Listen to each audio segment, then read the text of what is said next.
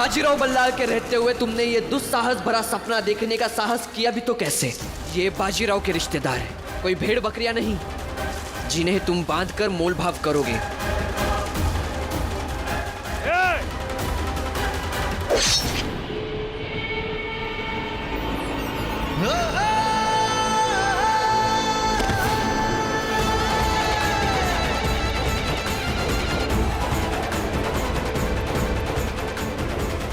जो स्वयं गीदड़ हो उसे शेर के बच्चे पर हाथ उठाने का दुराग्रह नहीं करना चाहिए।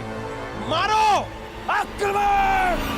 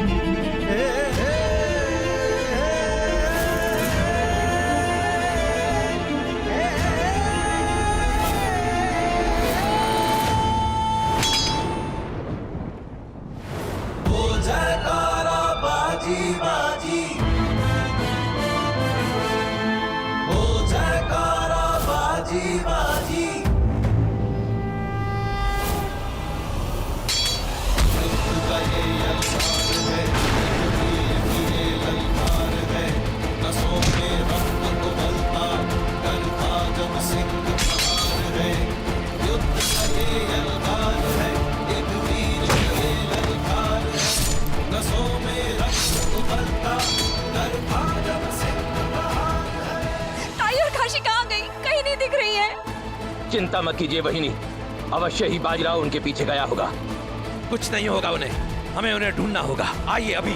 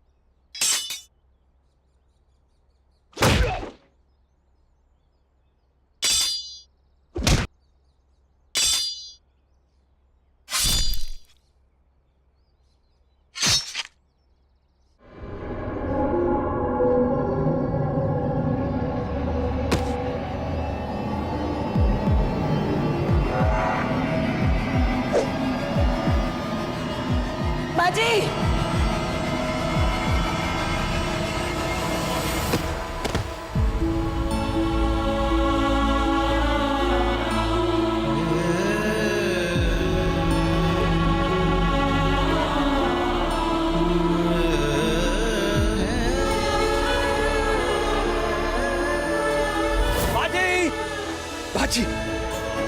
लाडू! बाजी! बाजी! लाडू, लाडू आंखें खोलो। लाडू उठो, लाडू। बाजीराव, बाजीराव, उठो, आंखें खोलो बेटा। बाजी,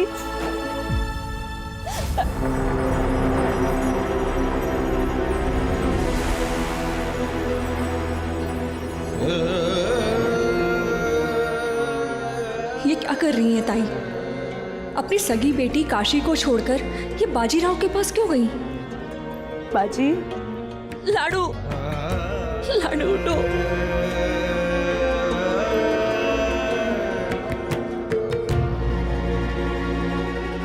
लाडू, बाला, बाला बाजी और लाडू को ले चलो, उठाओ।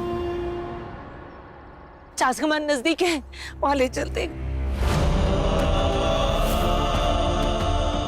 लाडू, हाथ मत लगाना मेरी बेटी को, ये सब तुम्हारे कारण हुआ है। जाओ यहाँ से।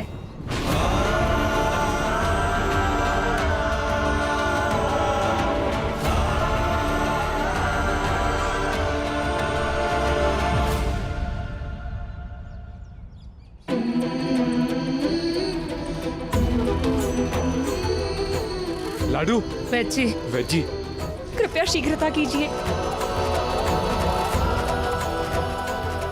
हाथ मत लगाइए मेरी बच्ची को।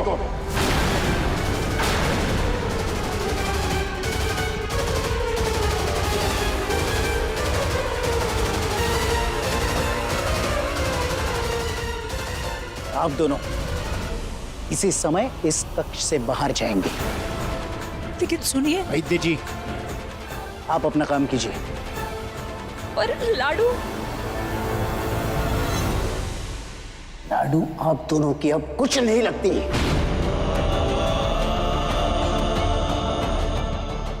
और आपने तो जन्म दिया है लाडू को। ऐसा निर्णय लेते समय आपका दिल नहीं बैठा?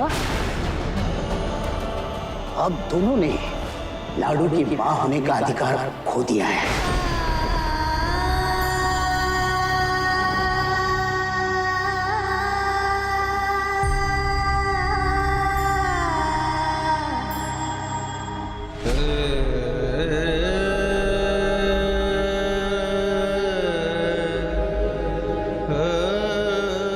आप सिर्फ अपराधी हो, और अपराधियों की जगह वाड़े का रिहायशी शयन कक्ष नहीं हो सकता। वैद्य जी, आप उपचार करते रहिए, मैं अभी आता हूं। बाबा, सुनिए, रुकिए ना। मुझे पता है आप अभी क्रोध देते हैं। आप जो भी दंड देंगे मैं सर स्वीकार कर लूंगी। किंतु बाजी और लाडू अभी अच्छे थे, उनको होश में आ जाने दीजिए। उसके बाद आप जो कहेंगे मैं करूंगी। उनके होश में आने का इंतजार आप इस वाड़े के तहखाने में कीजिए। मित्र, ये क्या कर रहे हैं आप? दंड दे रहा हूं, अपराधी है ये। इन्होंने पत्नी होने की मर्यादा तोड़ी है, एक स्त्री होने की मर्यादा तोड़ी है, मां होने की मर्यादा तोड़ी है। हमारे छत्रपति शाहू महाराज के आदेश का उल्लंघन किया इन्होंने। आज अगर इन्हें दंड नहीं दिया गया तो इतिहास और समाज मुझ पर और मेरे परिवार पर लांछन लगाएगा। आपका क्रोध मैं समझता हूं, परंतु अपनी पत्नियों को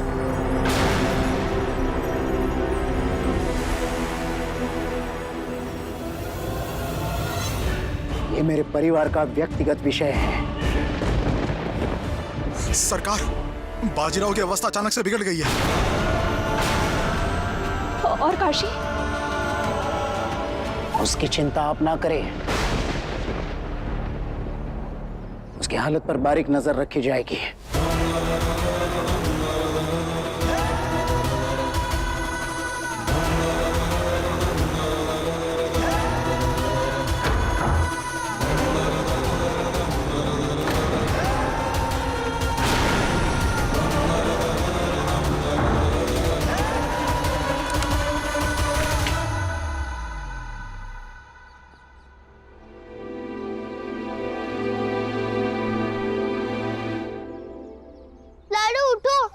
देखो पापा कितने कठोर हो गए मोटे छोटे के साथ, क्योंकि वो केवल तुम्हारा कहना मानते हैं।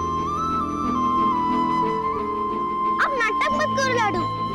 ऐसे तो जब चिड़े खिड़की पे आके छनछनाने लगे तो तुम्हारी नींद उड़ जाती है, और एक कंकड़ जमीन पर गिर जाए तो तुम जग जाती हो।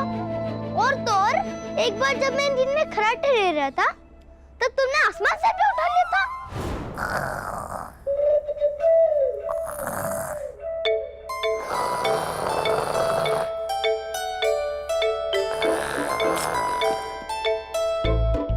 कृष्ण भाऊ, कृष्ण भाऊ, कृष्ण भाऊ, उठो, खराटे लेना बंद करो।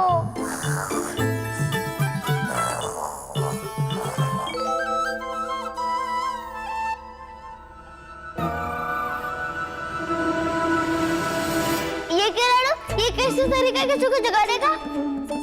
ये कौन सा तरीका है सोने का? ऐसे खराटे ले रहे हो जैसे शेर दहाड़ रहा हो। मेरी नाक की वजह से मैं क्या करूं? मैंने मेरी नाक खुद थोड़ी बनाई है तो सुधार लो। किसी ने भी बनाए हो, फिर से बजनी नहीं चाहिए। तो तुम अपने कान में रुई क्यों नहीं डाल लेती? तुम बाहर जाओ हमारे कक्ष से, जाओ और जाकर राम दादा के कक्ष में सो जाओ। देखो ना लाडू, मैं रो रहा और तुम नीचे तो को सो रही हो।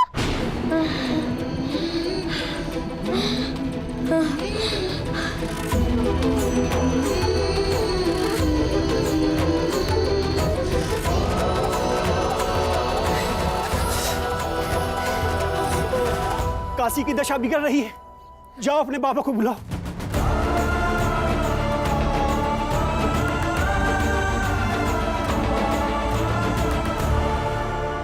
बाबा, दरवाजा खोलिए। बाबा जल्दी चलिए, वैद्य ने कहा है काशी की तबीयत बिगड़ रही है। लाडू, कृष्णा, लाडू के बाबा, दरवाजा खोलिए। बाजीराव,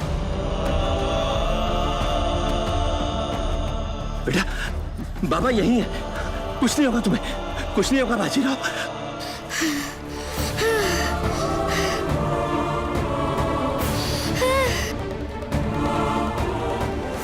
लाडू, लाडू, लाडू होश में आओ।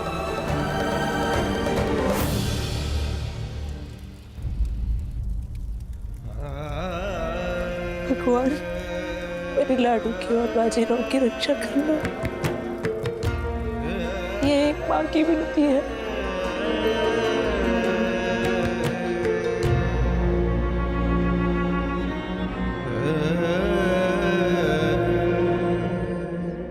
हे पप्पा, लाडू कितनी प्यारी है और मित्र बाजी भी कितने प्यारे हैं। उन दोनों का विवाह होने वाला है। उन दोनों को कुछ नहीं होना चाहिए। उन दोनों को ठीक कर दो तो मैं चांस कमान के हर मंदिर में घूम घूम के अपनी पूजा करूंगा। प्रणाम मालकिन, एक दुखद समाचार है। क्या हुआ? काशीबाई और बाजीराव दोनों घायल हो चुके हैं और उनका उपचार चास कमान में चल रहा है। मालिक ने संदेशा भिजवाया है कि जब ठीक हो जाएंगे तब आएंगे।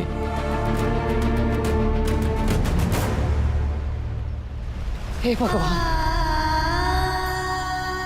आज तक अपने पति और बेटे बाजीराव की सलामती की प्रार्थना की, किंतु आज काशी की सलामती के लिए भी प्रार्थना कर रही हूँ। बाजी और काशी को जल्दी से ठीक करना, कृपा करना।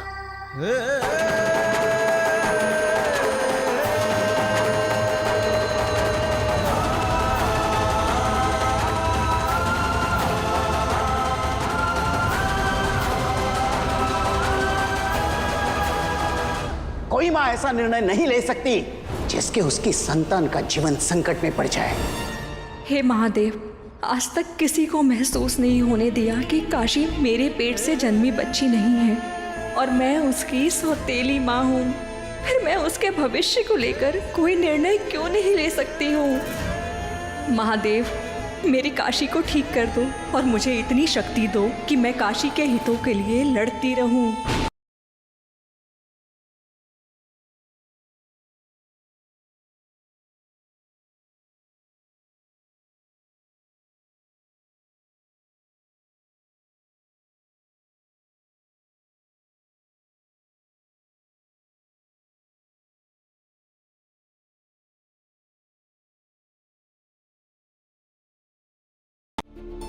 अब चिंता की कोई बात नहीं, थोड़े ही समय में बाजीराव को होश आ जाएगा।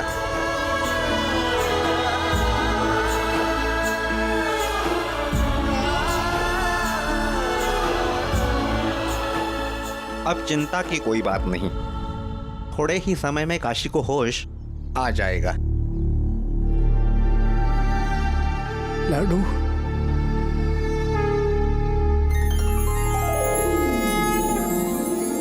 कृष्णराव, बाजीराव और काशी दोनों की हालत अब नियंत्रण में है।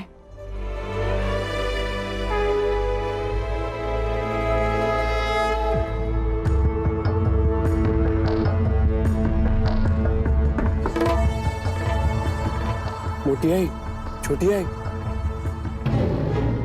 रामचंद्र, क्या हुआ रामचंद्र? लाडू की तबीयत अभी ठीक है।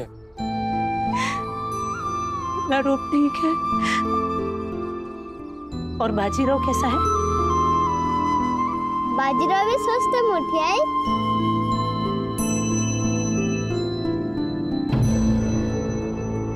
अब अगर दोनों ठीक हो गए हैं तो लाडू के बाबा अवश्य ही दोनों के विवाह की रस्म फिर से आरंभ करेंगे। और हम यहाँ काल कोठरी में बंद हैं। क्या करें अब? कैसे रोके ये विवाह?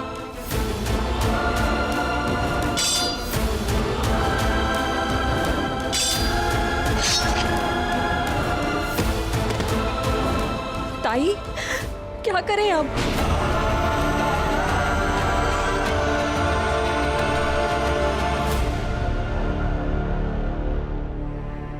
जितना भी मैं स्वयं को समझाता हूं, ढांढस बताता हूं कि योद्धा के जीवन में घाव का कितना महत्व है, परंतु हूं तो मैं एक पिता भी ना। बेटे, तुम्हें ऐसे मूर्छित देखकर तुम्हारे इस पिता के हृदय पर क्या बीत रही है, ये मैं तुम्हें कैसे बताऊं?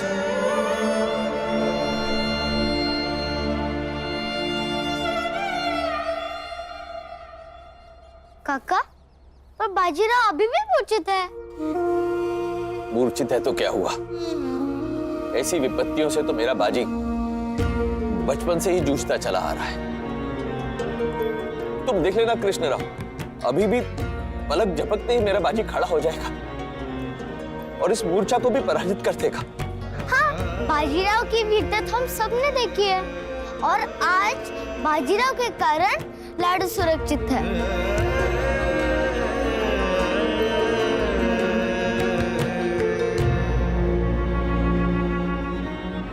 तुम जानते हो कृष्णराव, कितना वीर है मेरा बाजी। एक बार तो कुछ डाकुओं को पकड़ने के लिए बाजीराव कई घंटों तक पानी के अंदर रहा था।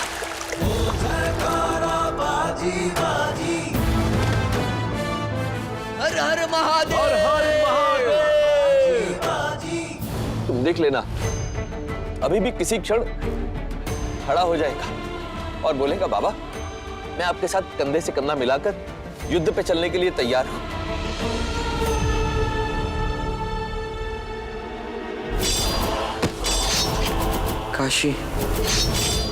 काशी को लेकर कोई नहीं जा सकता। उसकी रक्षा करना मेरा कर्तव्य है। बाजीराव, तुम ठीक हो ना? ठीक हूँ। काशी भी ठीक है, बस बेहोश है। वैद्य जी ने कहा है थोड़े समय में उसे होश आ जाएगा। मैं सबको अभी बता के आता हूँ कि बाजीराव को होश आ गया।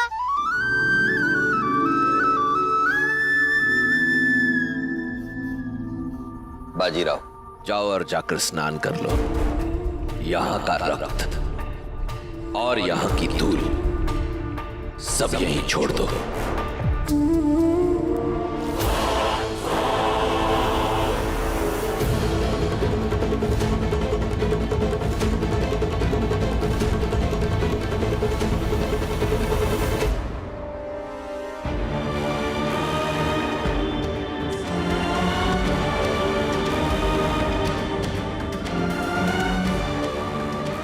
इसका अर्थ क्या है मित्र? यहाँ की धूल, यहाँ का रक्त यहीं छोड़ दो? मैं कुछ समझा नहीं।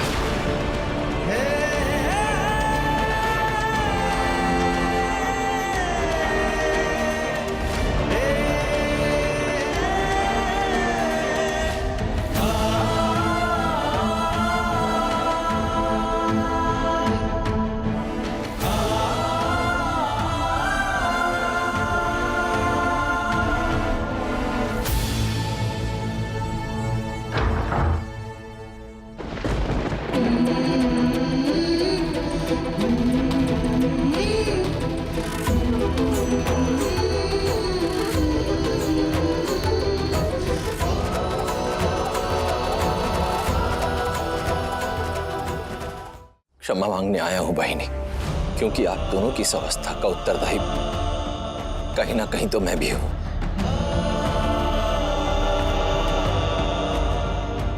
पिछले 2 दिन में जो कुछ भी हुआ उसके विषय में सोचकर मैं केवल इसी निष्कर्ष पर पहुंचा हूं कि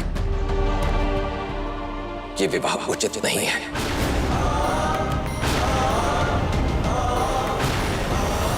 इस संबंध को तोड़ देना ही उचित रहेगा।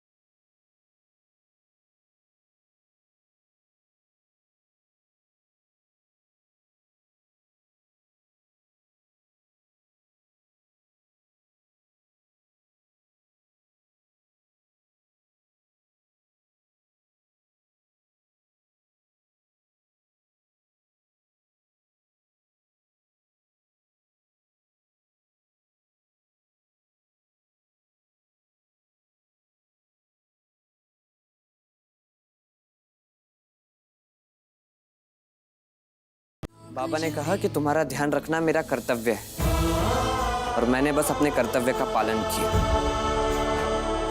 किंतु ये दिया मैंने कर्तव्य निभाने के लिए नहीं, बल्कि हिसाब चुकाने के लिए लाया।